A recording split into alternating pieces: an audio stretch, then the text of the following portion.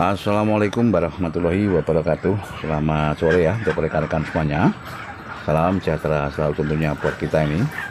Semoga untuk kesempatan yang baik ini ya, kita dan juga ternak-ternak kita senantiasa diberi kesehatan dan juga kelancaran. Untuk pertemuan sore kali ini ya rekan-rekan, sesuai dengan apa yang pernah saya sampaikan ini, nanti kita akan coba membahas ya mengenai masalah imbas perkawinan sedarah atau yang biasa disebut ya dengan inbreeding.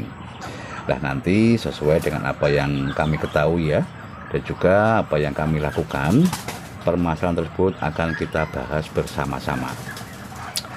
Untuk masalah perkawinan sedarah ya rekan-rekan atau inbreeding itu tadi memang sering kita jumpai ya pada ternak unggas, dan ini ada kelebihan dan juga kekurangannya. Nah, sebelum kita membahas masalah kelebihan dan kekurangannya ya rekan-rekan, yang perlu diketahui bersama yang dimaksud dengan inbreeding atau perkawinan darah itu ya adalah suatu perkawinan yang masih ada ikatan golongan darah atau masih ada ikatan keturunan. Contoh, ketika kita mempunyai satu pasang indukan dan pejantan ya, ketika mereka mempunyai anak, anakannya itu tadi ketika ada pejantan dan betina ya, mereka akan saling mengawini dan akan menimbulkan keturunan yang baru. Nah, ini proses ini ya akan berlangsung secara turun-menurun dan terus-menerus ya rekan-rekan, sehingga untuk masalah keturunan ini tidak bisa terlepas dari satu ikatan golongan darah. Nah, ini sebagai contoh simpel saja ya untuk rekan-rekan semuanya. Ketika ada indukan dan pejantan ya kawin, mereka mempunyai anakan ya, dan anakannya ini nanti ke depan setelah mereka besar dikawin kembali oleh pejantan ya atau bapaknya, dan begitu juga sebaliknya untuk indukannya tadi ya, ketika dia mempunyai anak pejantan dikawin kembali oleh anakannya. Nah, itu juga bisa dikatakan sebagai perkawinan sedarah ya, atau yang biasa disebut sebagai perkawinan inbreeding. Nah, sekarang kita berbicara mengenai masalah keunggulan dari proses inbreeding tersebut.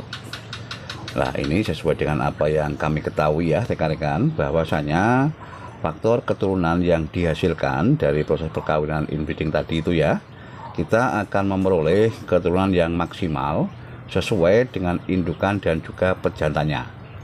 Nah, ini memang sering kita lakukan ya rekan-rekan, dikarenakan kita memang menghendaki ya dan memilih untuk anakan-anakan yang dihasilkan tadi itu ya kedepannya juga akan menjadi bibit yang berkualitas, sehingga ada gen kemiripan dengan indukan dan pejantan yang di awal. Nah, itulah untuk keunggulan ya dari masalah proses perkawinan inbreeding tersebut. Selain itu juga ya, untuk masalah pejantan dan juga indukan ini masing-masing akan mempunyai kemiripan di dalam hal masalah perkawinan ya, ataupun mengenai masalah produksi telur yang dihasilkan. Mereka akan condong mirip ya dengan gen awal atau indukan dan pejantan awal ya, sehingga untuk hasil yang kita peroleh pun kedepannya akan bisa maksimal.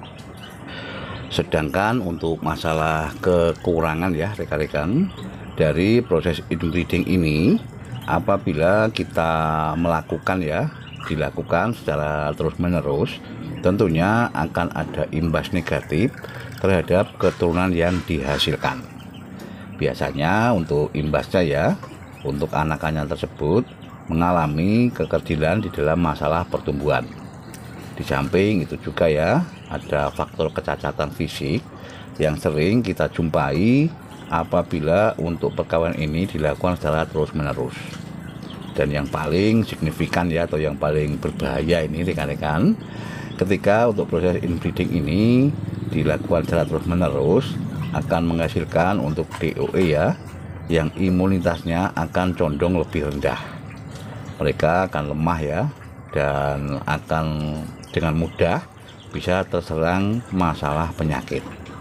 Nah, untuk masalah solusi ya rekan-rekan semuanya, untuk mengantisipasi hal-hal yang tidak kita inginkan ya, walaupun untuk secara pastinya kita tidak mengetahui, tapi kalau kita ingin melakukan proses pembesaran ya, yang kedepannya akan kita jadikan sebagai bahan siapan, yang materinya itu memang berasal dari satu indukan ya, dan juga satu pejantan.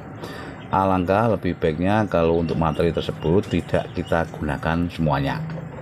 Kalau kita menggunakan untuk indukannya ya, untuk masalah pejantannya ke depan bisa kita ambil dari pihak luar yang tidak ada kaitannya dengan masalah keturunan.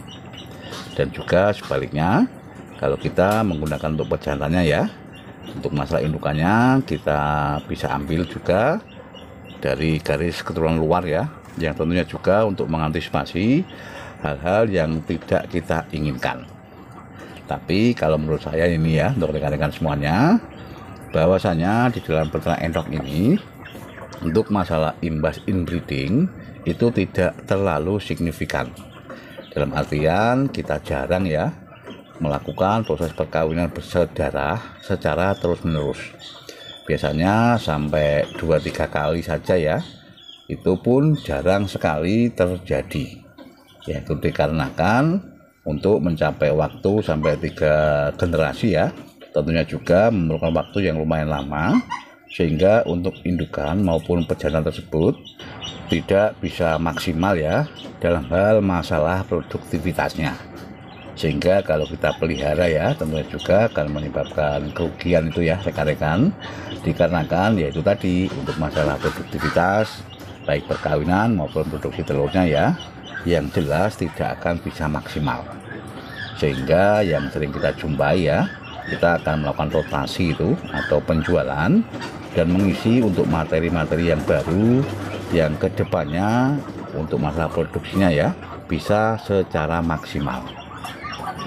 Nah itu tadi ya untuk rekan-rekan semuanya sedikit yang bisa kita sampaikan ya mengenai masalah inbreeding atau proses perkawinan saudara. Barangkali apa yang tadi saya sampaikan ya tentunya juga masih banyak kekurangan ini, dan silakan untuk rekan-rekan semuanya ya bisa menambahi lewat kolom komentar, bahkan bisa juga langsung memberikan kritik dan saran ya secara pribadi kepada saya. Dikarenakan untuk dalam peternak ini ya tentunya kita harus saling belajar yang kedepannya untuk keberhasilan kita bersama. Mungkin hanya itu ya untuk rekan-rekan semuanya yang bisa kita sampaikan, dan saya ucapkan banyak terima kasih sekali nih untuk rekan-rekan semua yang telah mendukung channel Endok Kandang Tower ini ya. Semoga saja untuk channel kita ini ke depan bisa lebih berkembang dan juga bisa kita jadikan sebagai sarana belajar bersama ya dalam menekuni usaha beternak endok. Tetap semangat di dalam beternak ya. Ayo ternak gen kepenak. Wassalamualaikum warahmatullahi wabarakatuh.